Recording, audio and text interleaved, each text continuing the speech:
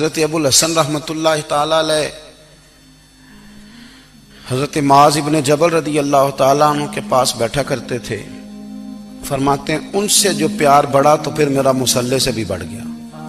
تابعی ہیں. فرماتے ہیں صحابی رسول سے محبت ہوئی تو ذکر سے بھی ہو گئی, پھر درود شریف سے بھی ہو گئی. محبت ان سے بڑھی تو پھر اللہ نے مسجد کا پیار بھی بڑھا دیا. آپ فرماتے ہیں کہ میری ہر وقت طبیعت چاہتی تھی کہ بس اللہ اللہ کروں, بس اللہ اللہ کروں, بس نہ میں ذرا تھوڑی جان چھڑاؤں لوگوں سے, کو 10 منٹ ملے تو میں کو 4 نفل پڑھ لوں, میں تھوڑا سا نہ بچوں لوگوں سے, اور مجھے تسبیح ملے تو میں نہ کچھ 400-500 دفعہ استغفار پڑھوں, سبحان اللہ الحمدللہ اللہ اکبر لا حول ولا قوت الا باللہ, میں نہ تسبیحات پڑھوں. فرماتے ہیں کہ بچے تھے گھر میں 6-7, غربت تھی, کام ملتا کوئی نہیں تھا, اور میں کام چور نہیں تھا, کام ڈھونڈتا تھا, پر اللہ کی قدرت کے کام نہیں ملتا تھا. فرماتے ہیں کہ میں نے ایک دن اپنی اہلیہ سے کہا کہ آج میں پھر جاتا ہوں کام ڈھونڈنے. تو میری بیوی بڑی فرما بردار تھی, پر اس دن نہ غربت کے ہاتھوں تنگ آ کے کہنے لگی آج نانا کوئی تو چیز لے کے آیا, تو مجھ سے بچوں کی بھوک نہیں دیکھی جاتی. یہ سب روگاں دا روگ محمد جس دا نام غریبی, کنڈ بلا کے لنگ جاندے نہیں دوست یار قریبی. آج نہ کچھ لے کے آیا تو میں بچے لے کے میکے چلی جاؤں گی. شیخ فرماتے ہیں کہ میں بڑا پریشان گھر سے نکلا, پر میں نے صبح سے لے کے زور تک کام ڈھونڈا, کام ملا کوئی نہیں. تو میرے دل میں خیال آیا چلو کام نہیں ملتا تو اللہ اللہ تو کرے نا, چلو بندوں کی مزدوری نہیں ملتی تو رب کریم کی عبادت ہی کرتے ہیں. فرماتے ہیں کہ میں نے نا فرات کے پانی سے وضو کیا, نہر کے, شدید دھوپ تھی, ساتھ ریت تھی اور ریت تپ رہی تھی. میں نے اپنا رومال وہیں مصلی کے طور پر بچھا لیا, اور فرماتے ہیں کہ زور سے لے کر عصر تک نماز پڑھی. دھوپ بھی پورے زور پہ, پر میرے سجدے کا ذوق بھی پورے زور پہ. فرماتے ہیں سورج بھی چمک رہا ہے اور رب کی عبادت کا ذوق بھی پورے زور پہ. میں سجدہ کروں تو پھر میرا اٹھانے کو جی نہ چاہے. میرے استاد لکھا کرتے تھے, یہ ان کا شعر ہے, وہ کہا کرتے تھے مجھے سوز دے, مجھے ساز دے, اور مجھے نیم شب کا نیاز دے, دم سجدہ خود کو میں توڑ دوں, مجھے ایسا ذوق نماز دے.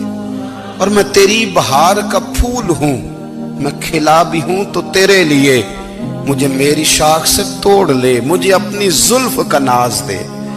بھائی فرماتے ہیں کہ عصر تک میں نے نفل پڑھے, دل ڈھلنے لگا, عصر کی نماز پڑھی اور میں وہاں سے چلا. اب میں جب نکلنے لگا تو دل میں خیال آیا کہ چھوٹی چھوٹی دیواریں ہیں گھر کی, بغیر کچھ لیے جاؤں گا تو بیوی دور سے دیکھے گی تو شور کرے گی کہ پھر خالی ہاتھ آ گیا ہے.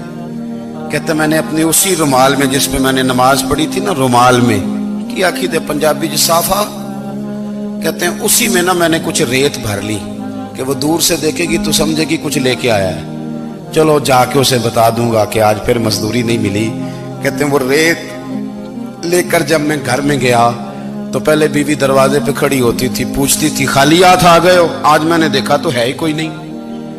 فرماتے ہیں میں اندر داخل ہوا, سلام لیے, کونے میں نے وہ رومال رکھ دیا اور میں نے آواز دی کہ بھلی مانس کہاں ہو؟ تو وہ کہنے لگی آپ منہ ہاتھ دھو لیں, میں روٹی لے کے آئی.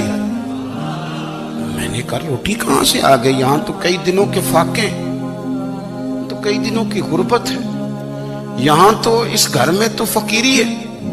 فرماتے ہیں کہ وہ روٹی لے کے آئی اور اس وقت کی جو موجودہ نعمتیں تھیں, سمجھ لیں سلاد اچار ہر چیز ساتھ لائی. میں نے کہا کہ بچے کہاں گئے؟ کہنے لگی وہ کھانا کھا کے کھیلنے گئے, آپ کھانا کھا لیں آ جاتے. کھانا اس نے چن دیا. میں نے حیرت انگیز لہجے میں ساری نعمتیں اپنے دسترخوان پہ دیکھ کر کے بیوی سے پوچھا یہ کہاں سے آیا کھانا, بچوں کو تو نے کہاں سے کھانا کھلایا, یہ سارا کچھ کیسا ہے؟ کہنے لگی پتہ نہیں آج آپ کس کریم کی مزدوری کرنے چلے گئے تھے, پتہ نہیں کس کریم کی, میرے گھر میں تو اتنی نعمتیں آئی ہیں کہ مجھ سے سنبھالی نہیں جا رہی, اتنا اناج ہے, اتنا گندم ہے, کس کریم کے دروازے آج چلے گئے تھے. یہ کہتے کہتے وہ اٹھی اور اٹھ کر کے کہنے لگی پہلے بڑا کچھ آیا تھا, اب کیا لے آئے ہو؟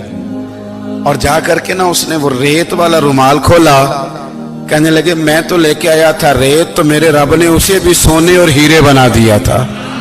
جب آپ کی توجہ اللہ کی جانب، میرے نبی پاک صلی اللہ تعالی علیہ وسلم نے فرمایا ہر چیز اپنے رب سے مانگ، ہر چیز مانگ، ہر چیز مانگ۔ یا رسول اللہ کیا کچھ؟ میرے محبوب نے فرمایا تیرے گھر میں نمک بھی ختم ہو جائے تو وہ بھی اپنے رب سے مانگا کر، تو مانگنا وہ تجھے دے گا، تو اس کی بارگاہ میں کشکول طلب دراز تو کرنا۔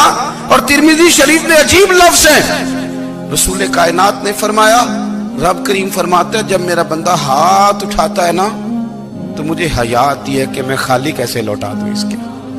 اتنے بڑے بادشاہ کی بارگاہ میں، او بھائی لوگوں سے عزتیں تلاش کرتے ہو تو وہ کیا تمہیں عزت دیں گے؟ وہ تو کل اچھا کہتے ہیں پرسوں برا کہنے لگ جاتے ہیں۔ لوگوں کے سامنے گڈ بک میں آنا چاہو گے تو وہ تو سویرے تمہارے بارے میں کچھ کہیں گے، شام کچھ اور کہیں گے۔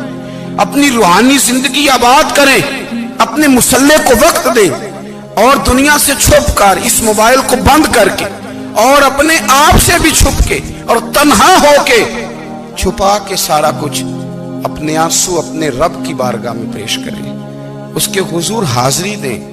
سنو نا ترمذی کی حدیث، اور اسے یاد رکھنا، نبی پاک علیہ السلام نے فرمایا اپنے دکھ لوگوں کے سامنے نہ بیان کرنا، سیٹھوں نوابوں کو نہ بتاتے پھرنا، دنیا داروں کے سامنے جا کے نہ رونا کہ میں تکلیف میں ہوں۔ فرمایا اگر دنیا داروں کو دکھ بتاؤ گے رب تمہیں کبھی غنی نہیں کرے گا، اور لوگ ہیں کہ الٹا مذاق اڑائیں گے۔ آپ کی جس سے بڑی پکی یاری ہے نا، پکی، وہ تب تک پکی ہے جب تک آپ نے 50,000 مانگا نہیں، اور جس وقت آپ نے کہہ دیا کہ میں مجبور ہوں میری مدد کر تو پھر ختم ہو گئی دوستی۔ لوگوں کی تعلقات آپ کے ساتھ تب تک ہیں جب تک آپ ان سے کوئی ضرورت وابستہ نہیں کرتے۔ کریم محبوب فرمانے لگے بندوں کے سامنے دکھ نہ بیان کرنا، اللہ تجھے کبھی غنی نہیں کرے گا، تو اپنے دکھ اپنے رب کو بتا، تو دعائیں مانگ، تو اس کی بارگاہ میں حاضر ہو، تو اس کے حضور عرض کر۔ فرمایا اپنے دکھ اپنے رب کو بتا، وہ جلدی کرے یا دیر سے کرے تجھے ساری دنیا سے بے نیاز کر دے گا، تجھے کسی کا محتاج نہیں رہنے دے گا۔